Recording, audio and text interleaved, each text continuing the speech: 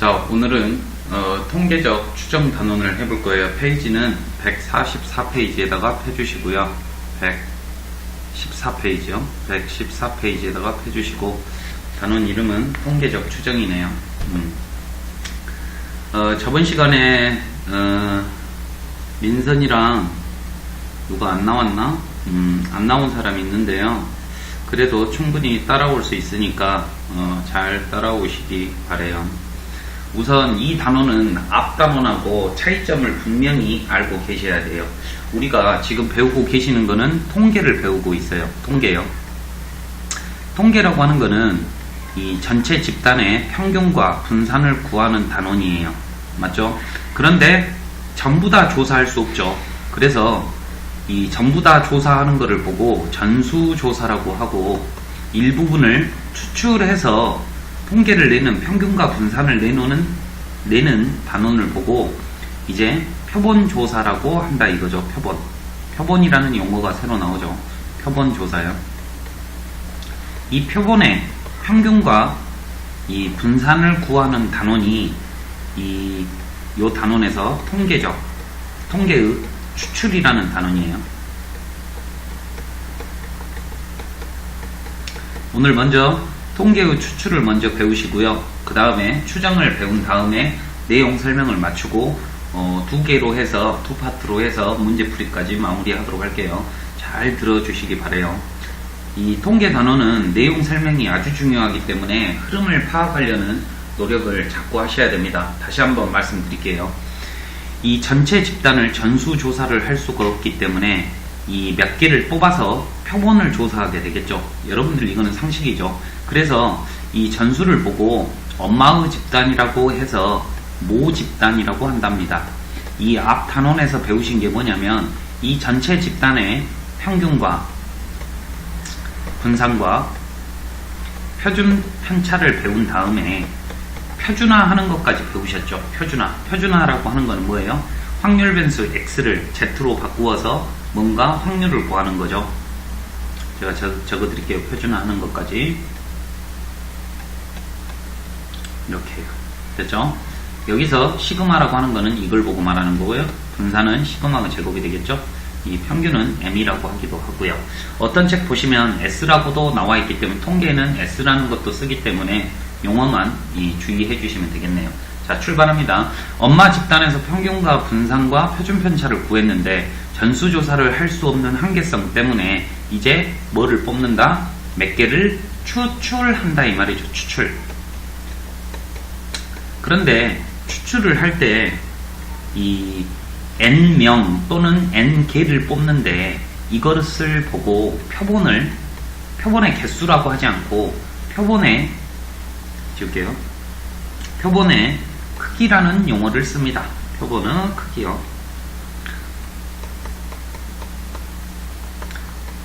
그러니까 뭐 1000명을 뽑았다 그러면 표본의 크기가 1000이다 라는 용어를 쓰게 되는 거죠. 그러면 이제 표본의 집단이 있을 건데 이 표본의 평균과 분산과 표준 편차를 구하는 게 이 단원의 목표다 이거죠. 그런데 확률 변수가 x였는데 이제 틀려야죠. 그렇죠? x 바라고 이렇게 표현하고요. 그 다음에 vx 바라고 하고요. 그 다음에 시그마 x 바라고 이렇게 하기로 합니다. 그러면 이 x 바에 대해서 조금 용어가 새로 나왔으니까 알려드릴게요. 얘의 한국말이 표본 평균이에요. 제가 요거를 조금 이해를 시켜드릴 텐데 이게 좀 많이 어려워요. 만약에 나라에서 저보고 뭔가를 조사를 하라고 돈을 줍니다. 그러면 제가 그 돈을 가지고 안내원을 뽑겠죠. 제가 안내원을 10명을 뽑았다라고 생각을 합시다. 10명이요. 첫 번째 안내원이 전화를 겁나 돌려요. 그런데 제가 말을 해주죠. 야, 10명씩 뽑아봐. 표본의 크기가 10으로 한번 해봐. 조사를 하라고 합니다. 그러면 다음 대통령 선거에 누구를 뽑을지에 대해서 이 안내원 한 명당 10명씩 조사를 하게 되는 거죠. 그러죠? 그러니까 총 실질적으로는 100명을 물어보는 건데 표본의 크기를 10이라고 표현한다 이 말이죠. 자, 그럼 표본의 크기가 10이니까 내가 안내원을 많이 구하면 구할수록 이 숫자가 많이 늘어나겠죠. 그럼 첫 번째 안내원이 전화를 10명한테 해서 누구를 찍을지 아니면 뭐 몸무게면 몸무게 10명에 대한 평균을 저한테 줘요. 주겠죠? 얘도 평균을 줘요. 얘도 평균을 줘요. 평균을 줘요. 평균을 줘요. 이때 나오는 게 표본 평균이다 이거예요. 그러면 안내원을 10명 구했으니까 표본 평균이 몇 개가 되겠어요? 10개가 되겠죠? 그러면 나는 어때요? 이 10개를 다시 한번 평균을 내야 될 거 아닙니까? 하나의 숫자로 표현하는 게 통계의 목적이니까. 그래서 얘가 한국말로 표본 평균의 평균이다 이 말이에요. 안내원들이 내놓은 평균을 다시 한번 평균을 내는 작업을 하는 거예요. 무슨 말인지 조금 어려울 테지만 시험에는 안 나오는 부분이에요. 그런데 왜 표본 평균의 평균이라는 말이 두 번 나오는지에 대해서 이해를 하고 있어야지만이 조금 문제를 푸는데 뭐 어려움이 없겠죠. 자, 그러면 다음 설명으로 가볼게요. 표본 평균에 대해서는 이제 대충 아셨을 거라고 생각을 하고, 그러면 표본의 평균과 분산과 표준 편차는 어떻게 구하는지 알려드릴게요. 이렇게 빨리빨리 앉아주냐. 표본 평균은요, 엄마 거 모집단의 평균과 같다라고 전제하고 갑니다. 뭐라고요?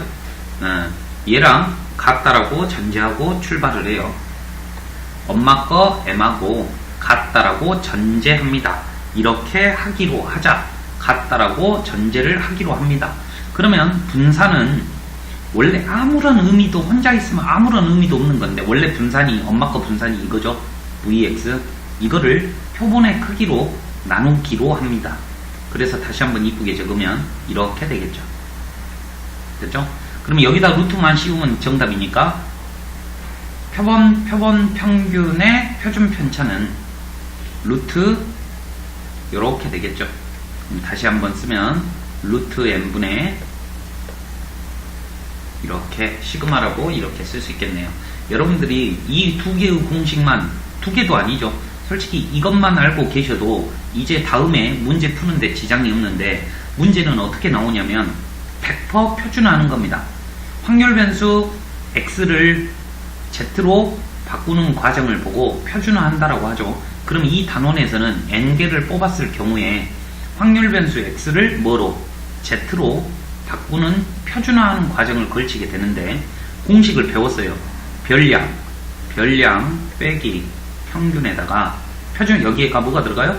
표준 편차가 들어가는데, 방금 전에는 이거였지만 이제는 뭐였다? 이거다. 요거 하나만 암기하시고 계시면 이 통계적 추정이라는 단어는 그냥 끝나버리는 거죠. 추출이라고 하는 단어는요. 추출이라고 하는 단어는 이제 끝나버린다 이거예요. 이거로서 추출 문제는 끝났어요. 하지만 수능에서도 잘 나오고 내신에서도 한 두 문제 정도 나오는데, 제일 처음엔 조금 어렵거든요. 문제로 극복하시는 단원이에요. 문제로 극복을 해야 돼요. 반드시 기억을 하세요.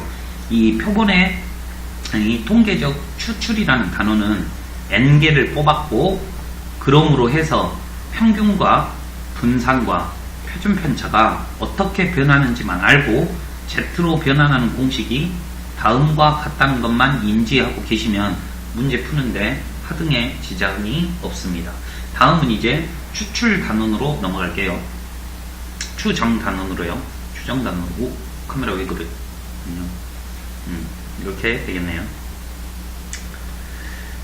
배경을 살짝 바꿔볼까요? 검정으로 한번 바꿔볼게요. 자, 다음은요.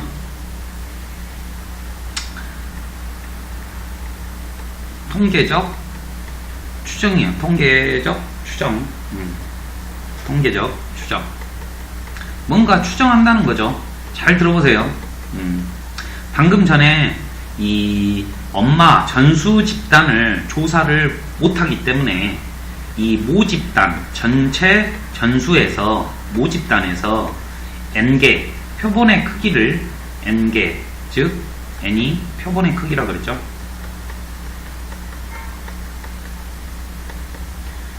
n개를 뽑았더니 표본이 있는데, 이 표본의 평균과 분산과 표준 편차를 구하는 게 뭐라고 했어요?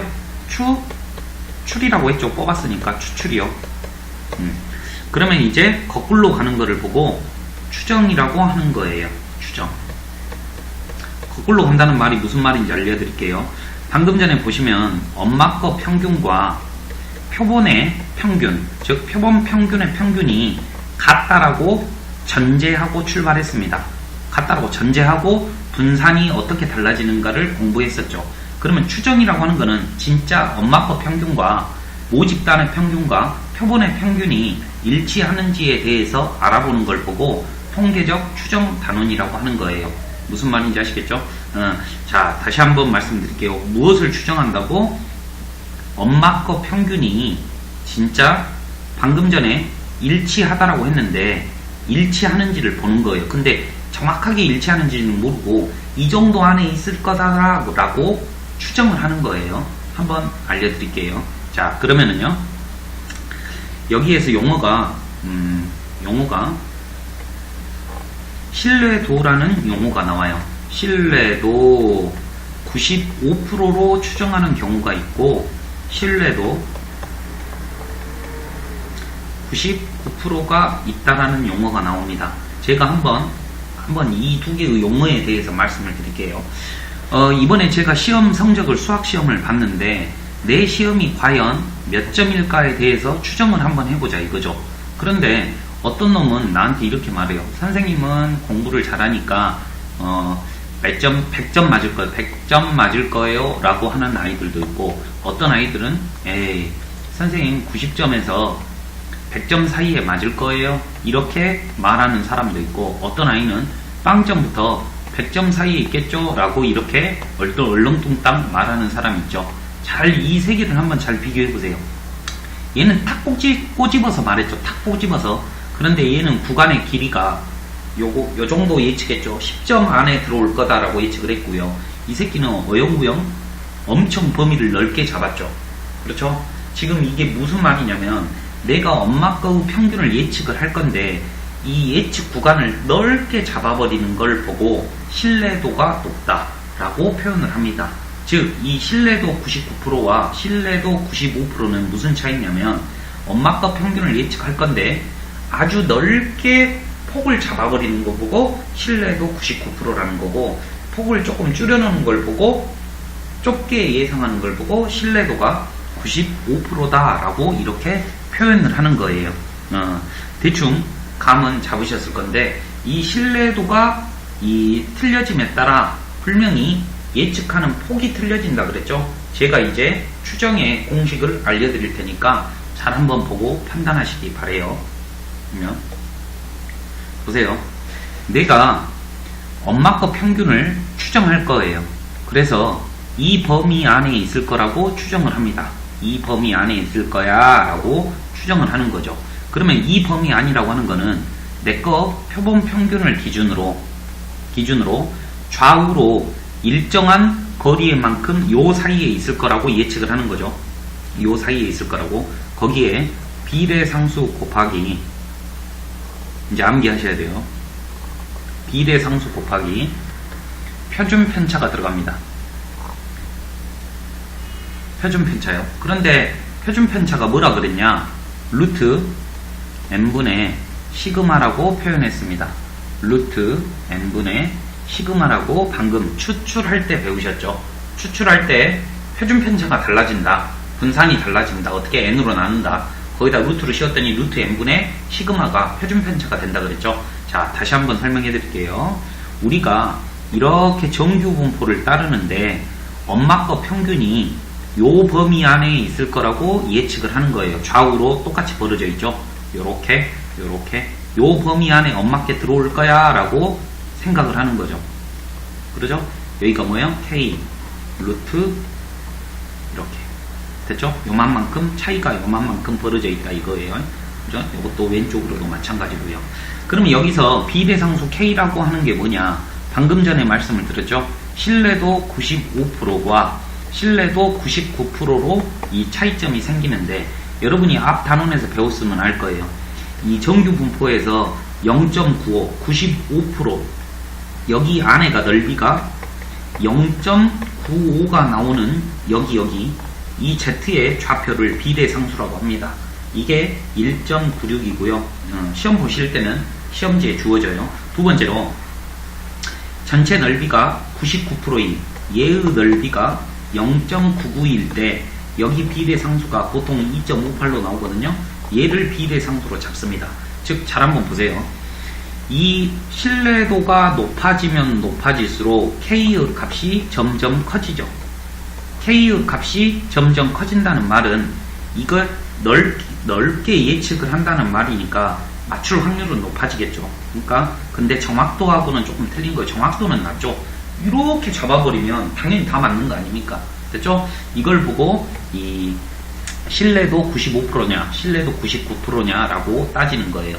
여러분들은 다 잊어버리셔도 이 추정할 때 요 공식만 하나 암기하시면 이제 문제 푸는데 지장이 없게 됩니다. 다시 한번 말할게요.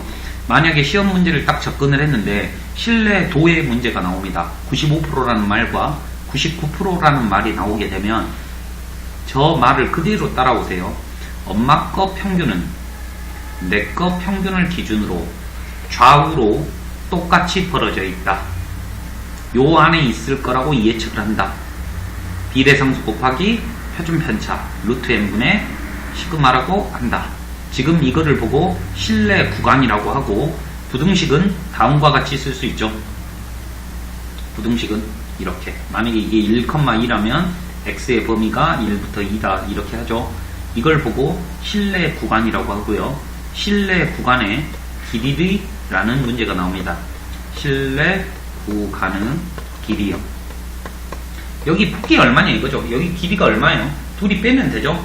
그러면 2 곱하기 k 루트 n분의 표준편차 이게 신뢰 구간의 길이라고 한답니다. 이제 내용 설명은 끝났어요. 오케이? 앞 단원은 추출이고 지금은 추정 단원이에요. 잘 한번 보세요. 정리해 드릴 테니까. 정리 갑니다. 지금 통계적 추정과 추출 단원은 통계적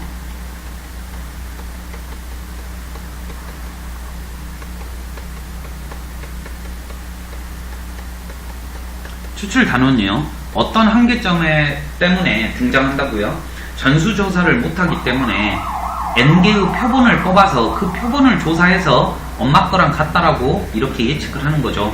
그래서 엄마 모집단에서 n개 표본의 크기를 n개를 뽑는 과정을 보고 추출이라고 한다 이거죠. 그런데 여기에서 용어가 이 x바라는 용어가 나오기 때문에 잘 읽어주세요. 이게 뭐라고 읽는다고? 표본 평균의 평균, 표본 평균의 분산, 표본 평균의 표준편차라고 읽는다 그랬죠. 그렇죠? 그러면 이제 공식 들어갑니다. 공식은 뭐만 외우면 된다? 아, 평균은 엄마 평균하고 똑같은데 분산은 어떻게 된다? 엄마 거 분산이 이거죠. 엄마 거 분산에다가 n으로 나눠주면 된다. 그러니까 여기다 루트를 씌우니까 루트 n분의 시그마가 표본의 표준편차라는 걸 알게 됩니다. 즉 우리는 엄마 거 평균과 엄마 거 분산이 문제에 주어진다는 사실을 알게 되고요. 그러니까 요 공식 하나만 외우면 되죠. n개를 뽑았을 때 표준편차가 어떻게 바뀌는지요. 오케이? 그 다음에요. 거꾸로 가는 걸 보고 추정이라고 하는데 이 추정은 신뢰도 95%와 99%로 추정이 되는데요. 잘 보세요. 엄마 거 평균을 추정하는 거예요. 왜? 같다라고 전제했으니까 이렇게 예측을 하는 거예요. 요 범위 안에 있을 거예요 라고 이렇게 추정하는 거죠. 그 다음에 이걸 보고 신뢰 구간이라고 하고 쓸 때는 이런 식으로 표현을 해주고 신뢰 구간의 길이가 무엇인지만 여러분들이 알고 계시면 되고요. 그 다음에 이제 신뢰도 95%냐 99%냐에 따라서 비례상수 K가 달라진다는 말인데 신뢰 이런 식으로 나오죠.